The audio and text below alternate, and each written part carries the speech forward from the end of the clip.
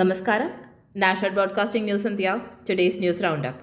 എറണാകുളം കോതമംഗലത്ത് യുവാവ് മരിച്ചത് പെൺസുഹൃത്ത് വിഷം നൽകിയതിനെ തുടർന്നെന്ന് സൂചന. മാതൃപ്പള്ളി സ്വദേശി അൻസിലാണ് മരിച്ചത്. പെൺസുഹൃത്തിനെ പോലീസ് കസ്റ്റഡിയിലെടുത്തു. ശാരീരിക അസ്വസ്ഥതകളെ തുടർന്ന് 2 ദിവസങ്ങൾക്ക് മുൻപാണ് അൻസിലിനെ കൊച്ചിയിലെ രാജഗിരി ആശുപത്രിയിൽ പ്രവേശിപ്പിച്ചത്. ആരോഗ്യസ്ഥിതി വഷളായതോടെ അൻസിൽ ഇന്നലെയാണ് മരണത്തിന് കീഴടങ്ങിയത്. പെൺസുഹൃത്തിന്റെ വീട്ടിൽ നിന്നാണ് ഗുരുതരാവസ്ഥയിലായ അൻസിലിനെ ആശുപത്രിയിൽ എത്തിച്ചത്.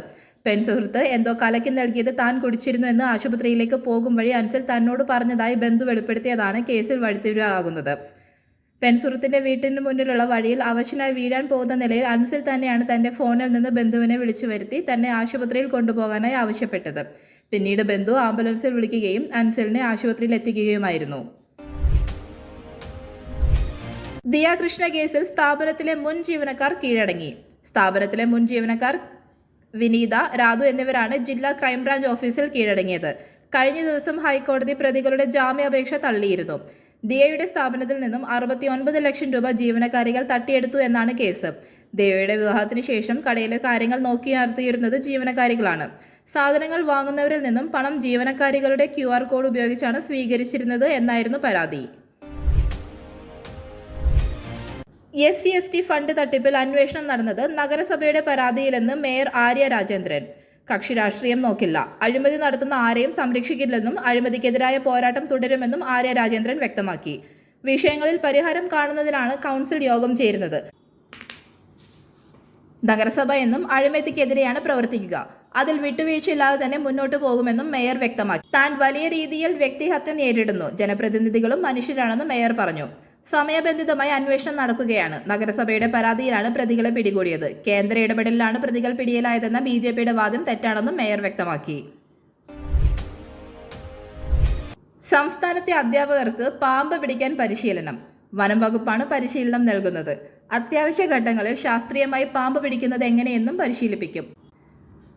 ഓഗസ്റ്റ് 11 പാലക്കാടാണ് പരിശീലനം നിശ്ചയിച്ചിട്ടുള്ളത്. പാലക്കാടുള്ള അധ്യാപകർക്ക് അപേക്ഷിക്കാം. പാമ്പുകടി ഉണ്ടാകുന്ന അപകടങ്ങൾ ഒഴിവാക്കുന്നതിന്റെ ഭാഗമായിട്ടാണ് പരിശീലനം സംഘടിപ്പിക്കുന്നത്. 1 ദിവസമാണ് പരിശീലന പരിപാടി. ഇത് സംബന്ധിച്ച് സർക്കുലർ വനം വകുപ്പ് പുറത്തിറക്കി. അതേസമയം സംസ്ഥാനത്ത് പാമ്പുകടിയേറ്റുള്ള മരണങ്ങൾ ഗണ്യമായി കുറയുന്നുവെന്നാണ് വനം വകുപ്പിന്റെ കണക്ക്. 2019 123 പേരാണ് പാമ്പുകടിയേറ്റ് മരിച്ചതെങ്കിൽ 2024 ഇത് 34ആയി കുറഞ്ഞു. പാമ്പ് കടിയേറ്റുള്ള മരണങ്ങൾ കുറയ്ക്കാനായി സർക്കാർ ആരംഭിച്ച സർപ്പ ആപ്പ് 5 വർഷം പൂർത്തിയാകുന്ന ഘട്ടത്തിലാണ് ഈ നേട്ടം. തിരുവനന്തപുരം മെഡിക്കൽ കോളേജിലെ പ്രതിസന്ധി തുറന്നു പറഞ്ഞ ഡോക്ടർ ഹാരിസ് ഹസനെ കുടുക്കാൻ പുതിയ ആരോപണവുമായി ആരോഗ്യവകുപ്പ്. യൂറോളജി ഡിപ്പാർട്ട്മെന്റിന് കീഴിലെ ശസ്ത്രക്രിയ ഉപകരണം കാണാതായെന്ന് ആരോഗ്യമന്ത്രി വീണ ജോർജ്. ഉപസമിതി നടത്തിയ അന്വേഷണത്തിലാണ് ഇക്കാര്യം കണ്ടെത്തിയത്. 20 ലക്ഷത്തോളം രൂപ വിലമതിക്കുന്ന ഓസിലോസ്കോപ്പ് എന്ന ഉപകരണമാണ് യൂറോളജി ഡിപ്പാർട്ട്മെന്റിൽ നിന്നും കാണാതായത്. ശശി തരൂർ MP വികസന ഫണ്ടിൽ നിന്ന് അനുവദിച്ചതാണ് കാണാതായ ഉപകരണം. യൂറോളജി വകുപ്പിൽ ചില ഉപകരണങ്ങൾ ബോധപൂർവം കേടാക്കിയെന്നും വിദഗ്ധ സമിതിയുടെ റിപ്പോർട്ടുണ്ട്. ഡിപ്പാർട്ട്മെന്റിലെ ഉപകരണങ്ങൾ സംബന്ധിച്ച കാര്യത്തിൽ എസ്റ്റിമേറ്റ് തയ്യാറാക്കുമെന്നും വകുപ്പ് തല അന്വേഷണത്തിൽ കാര്യങ്ങൾ കണ്ടെത്താനായില്ലെങ്കിൽ പോലീസ് അന്വേഷണം വേണമെന്ന വിലയിരുത്തലിലാണ് ആരോഗ്യവകുപ്പ്. ഛത്തീസ്ഗഡിൽ ജയിലിൽ കഴിയുന്ന മലയാളി കന്യാസ്ത്രീകളുടെ ജാമ്യം തേടി ഹൈക്കോടതിയെ സമീപിക്കുന്നതിനായി NIA കോടതിയെ സമീപിക്കാൻ നീക്കം. സീനിയർ അഭിഭാഷകന്റെ ഉപദേശത്തിന്റെ അടിസ്ഥാനത്തിലാണ് പുതിയ നീക്കം. ഹൈക്കോടതിയിൽ ഇന്ന് ഹർജി സമർപ്പിച്ചാൽ നടപടിക്രമങ്ങൾ നീണ്ടുപോയി ഹർജി പരിഗണിക്കുന്നത് തിങ്കളാഴ്ചയോ ചൊവ്വാഴ്ചയോ ആയേക്കുമെന്ന സാധ്യത പരിശോധിച്ച ശേഷമാണ് തീരുമാനമെടുത്തത്. ഹൈക്കോടതി നാളെയും മറ്റന്നാളും അവധിയാണെന്നതും NIA കോടതി നാളെ പ്രവർത്തിക്കുമെന്നതും കണക്കിലെടുത്താണ് ഈ നീക്കം. NIA കോടതിയെ സമീപിക്കാമെന്ന സെഷൻസ് കോടതിയുടെ ഉത്തരവിലുണ്ടായിരുന്നു. ഇതുകൂടി വെച്ചുകൊണ്ട് NIA കോടതിയെ സമീപിക്കാനാണ് നീക്കം. സഭാ നേതൃത്വവും അറസ്റ്റിലായ കന്യാസ്ത്രീകളുടെ കുടുംബാംഗങ്ങളും വിവിധ രാഷ്ട്രീയ പാർട്ടികളുടെ പ്രതിനിധികളും ഒരുമിച്ചാണ് ഇത്തരമൊരു തീരുമാനം എടുത്തിരിക്കുന്നത്. കൊല്ലം അഞ്ചാലുമൂട് താനിക്കമുക്കിൽ ഭർത്താവ് ഭാര്യയെ കുത്തിക്കൊന്നു. കല്ലുവാതുക്കൽ ജിഷ ഭവനിൽ രേവതിയാണ് മരിച്ചത്. രേവതി ജോലിക്ക് നിന്ന വീട്ടിൽ അതിക്രമിച്ചു കയറിയാണ് ഭർത്താവ് ജിനു കൊല നടത്തിയത്. കൊലയ്ക്ക് പിന്നിലുള്ള പ്രകോപനം പോലീസിന് ഇതുവരെ കണ്ടെത്താനായിട്ടില്ല. കഴിഞ്ഞ ദിവസം രാത്രി 10:25ഓടെയാണ് സംഭവം നടന്നത്.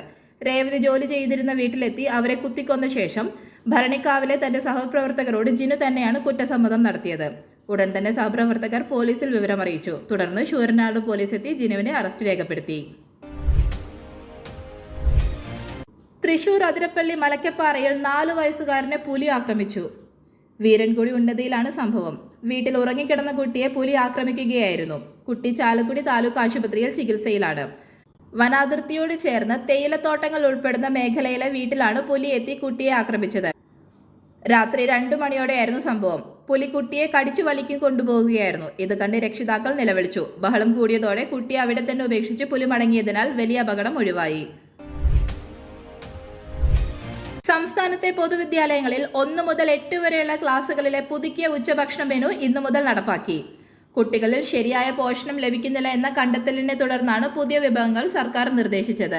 ആഴ്ചയിൽ ഒരു ദിവസം vegetable fried rice, lemon rice, vegetable biryani, tomato rice, coconut rice എന്നിവ ഏതെങ്കിലും ഒന്നും ഉണ്ടാക്കണമെന്നാണ് നിർദ്ദേശം.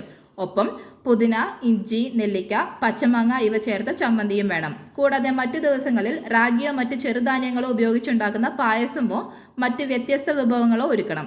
മാസത്തിൽ 20 ദിവസത്തെ ഭക്ഷണ മെനു സ്കൂളുകൾക്ക് നൽകിയിട്ടുണ്ട്. 5ാം ക്ലാസ് വരെയുള്ള കുട്ടികൾക്ക് 6.78 രൂപയും 6 മുതൽ 8 വരെയുള്ള കുട്ടികൾക്ക് 10.17 രൂപയുമാണ് ഒരു ദിവസം ലഭിക്കുക. പദ്ധതി സ്ഥാപനങ്ങളുമായി സഹകരിച്ച് സ്പോൺസർമാരുടെ സഹായത്തോടെ പുതുക്കിയ മെനു നടപ്പിലാക്കാനാണ് നിർദ്ദേശം നൽകിയിട്ടുള്ളത്. റാപ്പർ വേടൻ പ്രതിയായ ബലാത്സംഗ കേസിൽ അന്വേഷണം ആരംഭിച്ച് തൃക്കാക്കര പോലീസ്. തൃക്കാക്കര SP-യുടെ മേൽനോട്ടത്തിലാണ് അന്വേഷണം. പരാതിക്കാരുടെ രഹസ്യമൊഴിയുടെ അടിസ്ഥാനത്തിൽ തുടർ നടപടികൾ സ്വീകരിക്കും. കൊച്ചിയിലും കോഴിക്കോടും പരിശോധന നടത്തും. രഹസ്യമൊഴിയുടെ പകർപ്പ് കൂടി ലഭ്യമായ ശേഷം വേടനെ ചോദ്യം ചെയ്യാനുള്ള വിളിപ്പിക്കാനാണ് നീക്കം. യുവതിയുമായുള്ള വേടന്റെ സാമ്പത്തിക ഇടപാടുകൾ പോലീസ് സ്ഥിരീകരിച്ചു. നിലവിൽ കേസ് അന്വേഷണ ചുമതല ഇൻഫോ പാർക്ക് SHOയ്ക്കാണ്. പൂനെ ചാന്ദർ നഗറിൽ മുൻ സൈനികോദ്യോഗസ്ഥന്റെ കുടുംബത്തിന് നേരെ ആൾക്കൂട്ട വിചാരണ. കാർഗിൽ യുദ്ധത്തിലടക്കം പങ്കെടുത്ത സൈനികന് നേരെയാണ് അതിക്രമം നടന്നത്. ജയ് ശ്രീറാം വിളിയോടെ 80ഓളം പേരാണ് അർദ്ധരാത്രി വീട്ടിൽ അതിക്രമിച്ചു കയറിയത്. സൈനികന്റെ വീട്ടിൽ അതിക്രമിച്ചു കയറി പൗരത്വം തെളിയിക്കാനാവശ്യപ്പെട്ട് ആക്രമിച്ചെന്നാണ് പരാതി. ബംഗ്ലാദേശ് പൗരന്മാരാണെന്ന് ആരോപിച്ചായിരുന്നു അതിക്രമം. അക്രമികൾ സിവിൽ ഡ്രസ്സിലുള്ള പോലീസുകാരും ഉണ്ടായിരുന്നു. 1965-ലെയും 71-ലെയും യുദ്ധങ്ങളിലും പങ്കെടുത്തവരുള്ള സൈനിക കുടുംബത്തിന് നേരെയാണ് അതിക്രമം നടന്നത്. വിമുക്ത ഭടൻ ഹക്കിമുദ്ദീൻ ഷെയ്ഖിന്റെയും ബന്ധുക്കളുടെയും വീട്ടിൽ കയറിയാണ് പ്രശ്നമുണ്ടാക്കിയത്.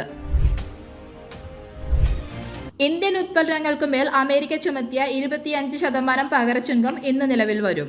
അമേരിക്ക ചുമത്തിയ പകരച്ചുങ്കം കാർഷികോൽപ്പന്നങ്ങൾ, സമുദ്ര ഉൽപ്പന്നങ്ങൾ, ടെക്സ്റ്റൈൽസ്, ആഭരണങ്ങൾ, ഓട്ടോമൊബൈൽസ് എന്നിവയിലടക്കം സാരമായി ബാധിക്കുമെന്നാണ് വിലയിരുത്തൽ. US സമ്മർദ്ദത്തിന് മുൻപിൽ വഴങ്ങില്ലെന്ന സൂചനയാണ് കേന്ദ്ര സർക്കാർ നൽകുന്നത്. വിഷയം പ്രതിപക്ഷം പാർലമെന്റിൽ ഉന്നയിക്കും. കഴിഞ്ഞ ദിവസം മന്ത്രി പീയൂഷ് ഗോയൽ ഇരുസഭകളിലും ഇത് സംബന്ധിച്ച് പ്രസ്താവന നടത്തിയിരുന്നു. 5 വട്ടം ചർച്ചകൾ നടന്നെങ്കിലും ഇന്ത്യയും അമേരിക്കയും തമ്മിൽ വ്യാപാര ഉടമ്പടിയിൽ ധാരണയിലെത്തിയിരുന്നില്ല. ആയുധത്തിനും എണ്ണയ്ക്കും ഇന്ത്യൻ റഷ്യയും ചൈനയും ആശ്രയിക്കുന്നുവെന്ന് ആരോപിച്ചായിരുന്നു ട്രൂത്ത് സോഷ്യൽ അക്കൗണ്ടിലൂടെ ട്രംപ് കഴിഞ്ഞ ദിവസം ഇന്ത്യക്കുമേൽ പകരച്ചുങ്കം പ്രഖ്യാപിച്ചത്. റഷ്യയിൽ നിന്ന് ആയുധം വാങ്ങുന്നതിനാൽ ഇന്ത്യക്ക് ഇന്ന് പിഴ ഈടാക്കുമെന്നും ട്രംപ് പോസ്റ്റിൽ അറിയിച്ചിരുന്നു. 5 വട്ടം ചർച്ചകൾ നടന്നെങ്കിലും ഇന്ത്യയും അമേരിക്കയും വ്യാപാര ഉടമ്പടിയിൽ ധാരണയിലെത്തിയിരുന്നില്ല. കൂടുതൽ അപ്ഡേറ്റ്സുകൾക്കായി കാത്തിരിക്കുക നാഷണൽ ബ്രോഡ്കാസ്റ്റിംഗ് ന്യൂസ് ഇന്ത്യ.